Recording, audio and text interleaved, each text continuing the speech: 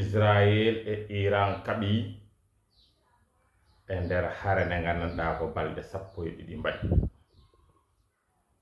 Wolde nde fuɗɗi ko ñande 12 korse hitande ujunnaji ɗiɗi e nogas joyi sanga waxtu nayaɓijo ɓe mbiwa sanga waxtu ɗiɗiɓijo subaka walla ɓe mbiya hakkude jamma fewre ñande nogas joyi e ñalawma he walla mbiyan fewre jamma altine. ɗum ɗon noon holko addi hare nde, holko saabi Israel e Iran ne kaɓa haa ko Donald Trump ne innira hare nde wolde nde balɗe 12. Iran ko leydi ndi gandanɗa kañum to banggue muɗum lombi koye leyɗele arabe walla heerodiri koye leyɗele arabe ɓe ene heerodiri hen banggue e maayo wiyetego golfe Persique hono dummugol Perse wona Faris. Iran wiyete Faris.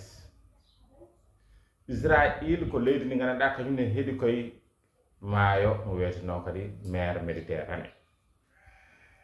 Hakkude leyɗele ɗiɗi ɗe leyɗele nayi nan ɗon lombi.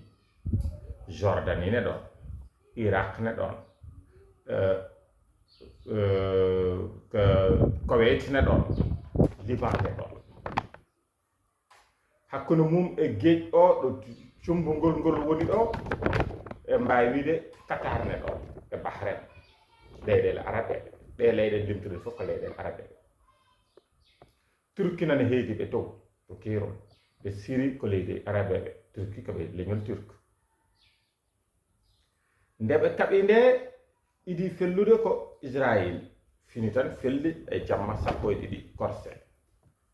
Hol saa yo sababu mum wondeno Israel wi Iran ne fewna ene sappanoɓe ñande fof wolde ma felluɓe ma felluɓe ma firtuɓe ɓe kanani wonde ɗon te nde gandanɗa hoore maɗa kamɓe de e koye mabɓe ɓe ji Iran ne fewna arme nucléaire saabu nano sooda kono wiyete uranium ngam fewnude arme nucléaire.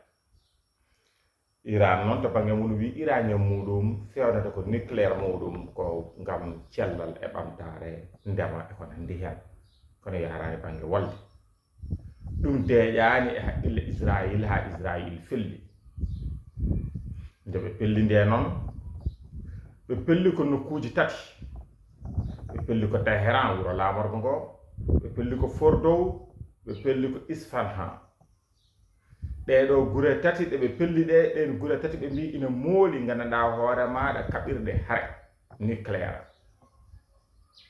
Allah newni noon nde ɓe pellata nde woodi ko ɓe bonni hen kono ko ɓuri hewde doole ko ɓe keɓani ɗum nde wonno koko asa ha nder leydi kan tonno 80 métre ɓe ɗonki hebde kono waɗi mayɓe barmuba heewi kan tolno e temedde yimɓe gandanɗa maayi hen e nder ɓen yimɓe mawɓe konuji mawɓe e anduɓe maayi hen waɗi barmuɓe a heewi kan tolno kadi e temedde.